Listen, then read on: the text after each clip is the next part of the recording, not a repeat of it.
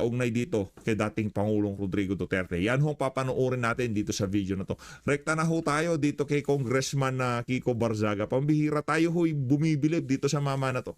Hindi ho siya trapo. Hindi ho siya traditional politician. Higa nga kung yung Agos papaganto, ang ginawa ho nitong si Congressman Kiko Barzaga, paganyan kinontra ho niya ang Agos. Hindi ho siya nakipagsabayan sa mga walang yang congressman dyan sa House of Representatives. Higa nga kung ano yung trip nila, hindi ho niya sinabayan. Hindi ho niya sinabayan sa pangurakot, diyan sa pagpapakaaso kay Martin Romualdez. Pero in fairness, tama ho yung kanyang naging shot call na hindi iboto. Etong si ay tama, binoto niya itong si Martin Romualdez pero hindi niya binoto itong si Bogie D. Dahil alam niya naman na yung si Bogie D, tauhan din ho yan itong si Martin Romualdez. Panoorin ho natin kung paano niya harap-harapang sinupalpal itong si Sandro Marcos. Yun kakatapos lang ng DOJ hearing. Alam mo? Nako. Sandro Marcos. Dami natin. Good afternoon. Good afternoon, Kiko. Kumusta na yung kaso ni Tito Romualdez mo? Yung ano pala, yung schedule. Pambihira naman ho itong si Janet Garin. Anak ng toka. Mabilis pa sa alas 4. Nakabakod ho siya dito kay Speaker Sandro Marcos. Real talk. Yang bata na yan, siya ho ang kumumpas. Siya ho ang sa kanya ho binigay ang magic wand. Yung kanyang ama na si Marcos Jr., sa kanya niya ho binigay yung magic wand na kung saan kung gusto niya magkarego doon sa Senado, ginagamit ho ng bata na yan. Ganyan ho ang kapangyarihan yang si Sandro Marcos. Anong dahilan kung bakit nagkarego doon sa Senado? Yan ho ang may pakanai ka nga kung bakit napalitan niya si Chis Escudero. Dahil yung nangyayari diyan sa Blue Ribbon nung pinamumunuan pa nitong si Senator Rodante Marcoleta, papunta doon sa mga flood control sa Ilocos Norte. Kaya naman mga kababayan, kung sakaling merong nangyayari malaki sa House of Representatives at sa Senado, walang ibang kumukumpas dyan kung hindi yung bata na yan. Ayaw sumagot. Ayaw sumagot. Natatakot. Huwag ganyan, boss. Huwag ganyan, boss. Huwag ganyan. Yun kakatapos lang. Si Janet Garin masyadong masyadong nagpapakatuta no? Anak ng toka, Janet, huwag ka masyadong magpahalata. Pambihira ka naman. Okay na. Anak ng toka. Kumita ka. Hindi, kumita na siya ng pagtitiwala dito kay Martin Romualdez. Ngayong wala na si Martin Romualdez, dati sinong dinidikitan nitong si Janet Garin? Sige nga, tanungin ko kayo mga kababayan. Sinong dinidikitan nitong si Janet Garin dati? Di ba si Martin Romualdez? Ngayong wala na si Martin Romualdez. Nakadikit ho ba siya kay Bogie D? Pagka yan si Adjong at yang si Janet Garin, nakadikit na kay Bogie D, ibig sabihin, si Bogie D na ang may hawak ng bola. Kung dati nakadikit kay Martin Romualdez at ngayong mga panahon na to, si Sandro Marcos ang dinidikitan, ibig sabihin yung bola nasa kay Sandro Marcos. Wala ho kay Bogie D. Si Bogie D isa lamang hong palamuti dyan sa House of Representatives. Tuloy natin. Ng DOJ hearing. Yan. Alam mo? Sandro Marcos. Babakuran nitong si Dami natin. Babakuran nito si Good afternoon. Garin Good afternoon, Kiko. Kumusta na yung kaso ni Tito Romualdez mo? Yung ano pala, yung schedule. Bastos ni Garin, yung kabastusan at its finest na kay Garin, nag-uusap kinakausap ano ba yan? Ano ba yan? Diyos ba yan si Sandro Marcos? Di siya pwedeng tanongin ng mga ganong klaseng tanong. Walang yaka. Ayaw sumagot. Ayaw sumagot. Natatakot. Huwag ganyan, boss. Huwag ganyan. Nagalit na si Rep Garin. Yun Ibang level. Hindi kayo makakakana. Hindi kayo makakapalag. Dito kay Kiko Barzaga. Kiko Barzaga, palakpakan muna natin. Kiko Barzaga, palakpakan. Ibang klasyo itong si Congressman Kiko Barzaga. Ibang level ho siya. Dinapitan niya, harap-harapan ho niyang binidyohan itong si Sandro Marcos. Noong nakikita nitong si Janet Garin, ako mayayari si Sandro dito pag tanggol natin yung bata natin. Anong tawa? Hindi pa na ho tayo dito. Sa isa sa mga aso nitong si Martin Romualdez yan sa Senado. Ang komento lang naman ho natin dito, nalalabuan lang ho tayo doon sa interparliamentary courtesy. Yung kasi hindi ho batas yun. Courtesy lang. Courtesy nga pagrespeto. Kumbaga merong pagrespeto itong upper and lower chamber. Hindi sila pwedeng magbastusan. Pero nung 19th Congress, taas ang bastusan ang nangyayari ho yan. Sa totoo lang ha. Ngayon, kesyo pinapairal daw yung interparliamentary courtesy. Hindi ho batas yan. Hindi ho yan nakasulat sa bato, ika nga. Ngayon, kahit na sandamukal na ang ninakaw ng isang congressman, hindi ko sinasabing si Saldico, kahit anong karumal-dumal pa ang ginawa ng isang congressman, hindi ho siya pwedeng pakialaman ng Senado. Hindi ho siya pwedeng pakialaman ng mga senador sa Senado. Kasi meron ho sila kung tawagin interparliamentary courtesy. Si Eric Silvester, Erwin Tulfo, okay lang na baliin ng batas. Yan. Pero dito sa interparliamentary courtesy, hindi ho pwede yan. Dapat yan masunod. Hindi daw ho iimbitahan itong si Zaldico. Di ba nakakahiya yun? Anak ng tokwa, gigil na. O teka lang, ganito na lang. Kung sinasabi ni Eric Silvester na kesyo kaya kailangang isuoli yung pera dahil yun ang panawagan ng sambayan ng Pilipino. Nakita nyo naman ho yung mga tarpaulin, mga postcard, gigil na gigil ho sila dito kay Saldico, yung mga nagprotesta noong September 21. Ngayon, kung susundan natin yung lohika nitong si Eric Silvester, hindi lang ho sa tingin ko dapat ipatawag yung mama na yan. Dapat iposa siya kagad at iharap siya dyan sa Blue Ribbon Committee para magkaalaman. Di ba ho mga kababayan? Marami hong galit na galit sa mama na yan ngayong mga panahon na to. At ngayon, tinanong ang chairperson ng Blue Ribbon Committee, hindi daw ho siya iimbita. Anak ng to, napakalabo ho mga kababayan. Dito tayo nayayari, dito sa courtesy, buwisit na courtesy na yan, naubos ang pera ng sambayan ng Pilipino dito sa buwisit na courtesy na yan. Sir, si Saldico, ipapatawag din ba? Nako, May interparliamentary courtesy. Yun, He's still a no. congressman. And mayroong tradition na voluntarily he can appear and testify or manifest. Yun. Pero to Kapal na send mukha an nitong si invitation or even a subpoena, hindi proper. Yung kahapon, ang kapal na mukha mo, Lacson, ako ng toka.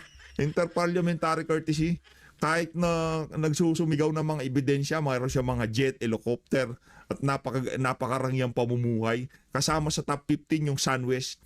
Ngayon, interparliamentary courtesy pang papairal mo. Kapal ng pagmumukha mo, Lacson. Yun lang masasabi ko sa iyo, Brad. Gusto nyo, pasahin ko yung comment nitong si Joey Dibib dito O Joey Dibib every other day. O every other day itong si Ma'am Joey Ano sabi niya? Nang yan. Nginang yan. Hindi na ang nginang yan talaga. Nakalato ko. Ito ay mga kasama sa top 15. Ito ay mga binanggit ng mga resource person na dumalo diyan sa Senado. Tapos interparliamentary courtesy. Palamon ko sa yung interparliamentary courtesy na yan. Ipangsambag kaya natin yan pagka mayroong baha. Anak ng toka, pagka tumataas yung mga dikit, mga sapa, iyan ang gamitin nating flood control, yung interparliamentary courtesy nyo. Visit ka. 'Di ba? Ganyan ko kakapalang mukha ng mga nakaupong opisyal ngayon sa Senado. Kahit na nagsusumigaw na ang mga nakikita ng ating mga kababayan na mayroong problema dito sa mga individual na to, siyempre, tao yan ni Martin Romualdez Alangan naman paharapin nyo yan. Baka ikinanta pa niyan si Martin Romualdez, yung amo nitong si Ping Lacson. Ganito kasi seryoso yung allegations against kanya. Well, regardless. Kasi yan ang tradition Regardless, tradition. Buisit na tradition na yan. Si VP Sara, tradition. Wala nang tanungan. Yung, anong tawag dito? Courtesy kung tawagin din. Tradition. O anong ginawa ng mga congressman dyan? Di ba binaboy nilang Office of the Vice President? wala siyang jet stream, wala siyang Bell helicopter, wala siyang mansyon, di ba? O wala siyang nakakausap ng mga district engineer, pero yung pambababoy na ginawa kay VP Sara hindi ganun lang, hindi lang hugat ganun mga kababayan. Pero ito, kahit na merong Bell helicopter, merong mga jet stream, merong kung ano-anong mga mamahaling gamit na hindi naman ma-justify kung paano nila nakuha. Anak ng tokwa,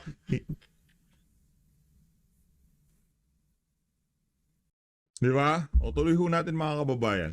Mag-clash talaga tong si Lacson, no? Ano namin yan dito, nangyari yan before sa, I think sa drugs issue, no? Na ako yung chairman ng public order. Nag-request si then Congressman Biloso kasi his name was mentioned. So pinagbigyan ko and then I gave him first crack. Nag-manifest. Ganun lang. Pero to compel, to invite, and worse to issue a subpoena, mukhang But if hindi proper. Congressman Zaldico wants But if asambayan ng Pilipino sabi nila ipatawag siya. Eh kung yun ang gusto ng sambayan ng Pilipino, hindi pwede. to attend, he Oh, yes, is welcome. definitely. Anybody for that matter. Any communication since last night, sir, with Congressman Zaldico? Wala akong ever. Oo. Wala akong communication. Sir, Maski noon. Kasi wala naman kaming personal na. See? Ay na nga mga kababayan, kayo na kung bahalang umusga kung ano man yung mga masasabi nyo sa mga litanya na yan. Ito si Pingpiring Pingping, ha. Punta na po tayo dito kay Senator Bato de la Rosa. Ronald De La Rosa is recognized. Ging, Sen Bato, go. Let's go, Sen Bato. Thank you, let's Mr. go. President. Mr. President, today I rise on a matter of personal and collective privilege. Last March 11, 2025, former President Rodrigo Duterte was allegedly kidnapped by International Criminal Police Organization, Interpol, with indispensable cooperation from our authorities. He was then handed over to the International Criminal Court. Counting from today, it has been more than 6 months since that fateful day. Halos 7 buwan na po mula noong araw na sa pilitang kinuha sa atin o kusang sinuko ng kasalukuyang administrasyon ang presidenteng mahal ng napakaraming Pilipino. Just this morning, I read a social media post on the official page of our Vice President Sara Duterte about alleged sham welfare checks conducted on former President Rodrigo Duterte. Let me quote her statement. I have received disturbing information from Malacanang that a report about former President Rodrigo Roa Duterte was submitted to President Ferdinand Marcos Jr. by the Philippine Embassy in The Hague. The officials entered the detention unit under the false pretense of conducting a welfare check and interviewed former President Rodrigo Roa Duterte. Welfare, Mr. President, checked by the very same ones who caused the former Philippine President, possibly the most well-loved Philippine President, to suffer in foreign jurisdiction. Anong klaseng welfare kaya ang kanilang sinisiguro? At kaninong welfare? Bold of them to assume that they are in any position to look into his well-being, when in the very first place, securing his well-being should have meant utmost respect for his person, as well as refusal to surrender him to a foreign court. Not because he was the 16th President of the Republic, but perhaps more importantly, because he is a Filipino. How could those who, months ago, could hardly follow proper legal procedure be now expected to conduct a lawful welfare check? At sa tingin niyo ba, Mr. President, komportable si former President Duterte na kasama ang mga opisyal na ito? Sila na bahagi ng administrasyon na dumakip sa kanya. Hindi ba in layman's terms, kung na-high blood ka sa isang tao, mas gusto mo na lang siyang iwasan? At kung makita mo siyang muli at magtatanong pa siya sa iyo ng kung ano-ano mga tanong tungkol sa iyong welfare, ay tiyak na maha-high blood ka lang ulit. Isn't it safe to assume that their presence merely reminded President Duterte of the grievous injustice he was made to face on that fateful day in March this year? Gugustuhin ba ng isang tao na tumanggap ng dalaw mula sa mga nilalang na maaaring maging sanhi ng pagkulo ng kanyang dugo? Welfare check ba ito o operasyon para mapaikli ang buhay ng dating Pangulo? Kaninong welfare ba ang gusto nila niyong mapabuti? Baka ang mainam ay bulahin niyo na lang ang inyong mga sarili. Huwag niyo nang sayangin ang buwis ng taong bayan sa inyong kasinungalingan. Huwag niyo nang idamay ang dating Pangulo sa pagpapalapad niyo ng papel. Sabi nga ng mga inspirational post sa social media, you cannot heal the same environment that hurt you. You cannot heal the company of those who merely stood and watched while you were harmed. Ang tingin ba ng administrasyon na ito ay hindi kayang alagaan ng kanyang pamilya si former President Duterte? More to the point, what was the interview for? Paano kaya nila pakikinabangan at gagamitin ang findings nila tungkol sa welfare niya? Para saan? Sa pilitan nyo na ngang ipinadampot sa mga dayuhan, pupuntahan nyo pa sa kulungan nang wala man lang abiso sa pamilya. Isn't that adding insult to injury? Can't you, just for a while, cut the old man some slack? Mamahinga naman kayo mula sa pagdaragdag ng sama ng loob kay Tatay Digong. With all due respect to our Philippine Embassy in The Hague, I, along with so many of our fellow Filipinos, asked for answers. Mr. President, ever since this year began, I can no longer count the number of issues that have plagued our country and demanded always our utmost attention. Often our deepest outrage, I believe, I need not enumerate them anymore. And just last week, Mr. President, we began our 100-day countdown to Christmas. Therefore, I would not take it against the ordinary Filipino if they happen to forget what happened on March 11, 2025. But I haven't forgotten. If PRRD to some, Tatay Digong to so many of us, and Mayor Rudy for me, is a man whose destiny clearly, unequivocally preceded him. Para sa isang mayor na nagdadrive ng taxi upang ikutin ang kanyang syudad at siguraduhing maayos at payapa ito, lalo na sa gabi. A man who faced the city's problems head-on rather than shy away from them or let his officials take the blows.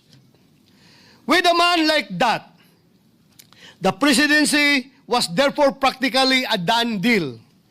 No one else, I repeat, no one else in our lifetime had or will ever have the presidency cut out for him. None except Rodrigo Duterte. Dapat lang talaga na naging presidente siya.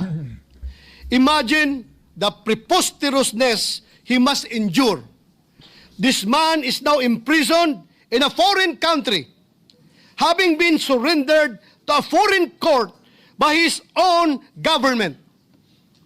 Those who hold him in custody, who cannot even correctly pronounce his name, are the same ones who now exercise jurisdiction and authority over him.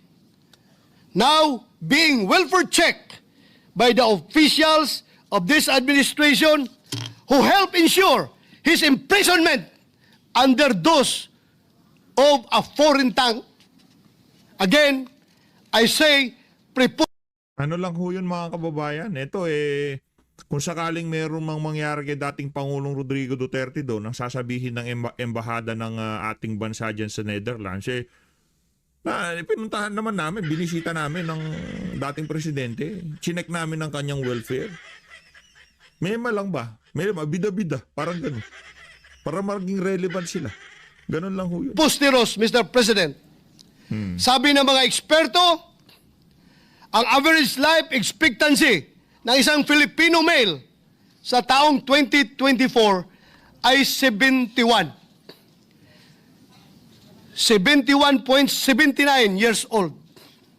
Mr. President, sa kasalukuyan, si President Duterte raw ay may deteriorating cognitive condition na ayon sa kanyang legal team. Hindi na raw po fit to stand trial at butot balat na lang daw at hirap ng tumayo. Kung pagkaiisipin, kung nasa 72 years old ang life expectancy ng isang lalaki dito sa atin, Nalalabuan lang tayo. Mr. President, yung tipong kinikwento nyo yan sa aso ni Martin Romualdez at nitong si Marcos Juno. Kinikwento nyo yan dito kay Tito Soto. Anak ng toka. Wala namang pakialam yun Kung mabulok sa dahig si dating Pangulo Rodrigo Duterte, baka hindi nga umimik yung mama na sabihin, si President Duterte ay nabigyan na ng Panginoon ng bonus. Almost 10 years. He is now 82 years old. Siyempre, pinagpapasalamat natin yan. And yet,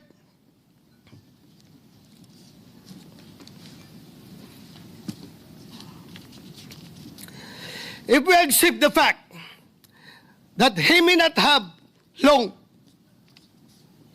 Naiyak na si Sen Bato. Anong toko? Nakalungkot ho talaga. Kagawa natin. I hope with all my heart that he leaves this world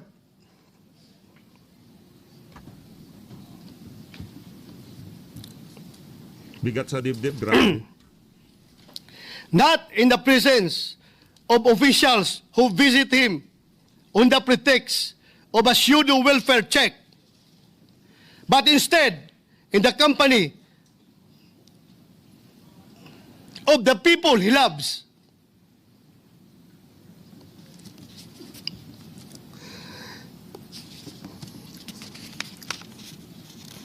And who truly care for him.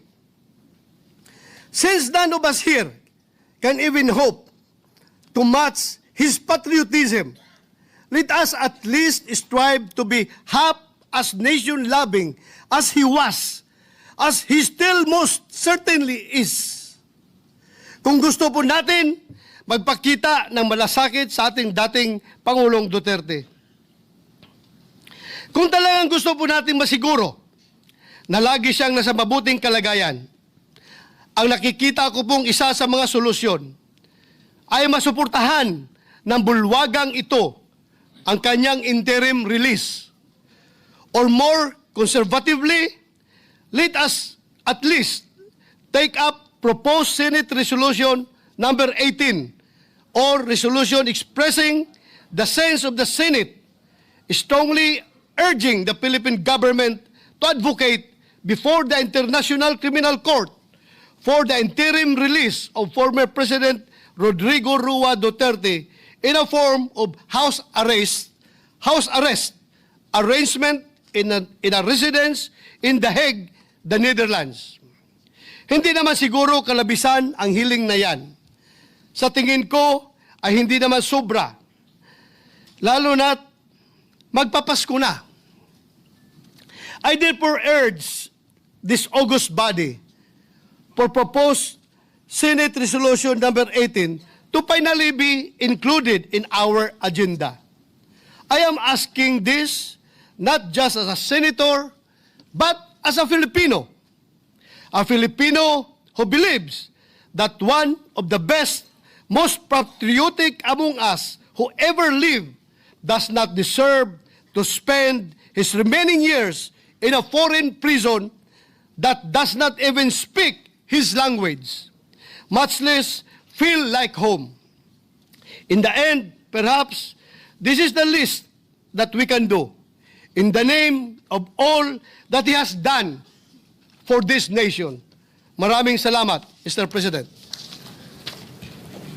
Palakpakan ho natin itong si Senator Bato de la Rosa. Nakakabisi talaga tong administrasyon na to. Ito tayo kay Senator Robin Padilla. Si Pangulong Ferdinand Marcos Sr. mula sa Pilipinas patungong Hawaii. Kasabay po ito ng People Power. September 7 po, 1993, nailipad ang katawan ni Ferdinand Marcos Sr. mula sa Hawaii papuntang Pilipinas. November 18 po, 2016, sa isang pribadong seremonya, inilabas ang labi ni Ferdinand Marcos Sr. mula sa Ilocos Norte, dinala sa libingan ng mga bayani sa Taguig, Metro Manila, at doon po siya inilibing. Kapag binilang po ang mga taon, magmula po noong 1986, papuntang 1993, kung saan po siya ibinalik sa Ilocos Norte, 7 taon po yon, 7 buwan.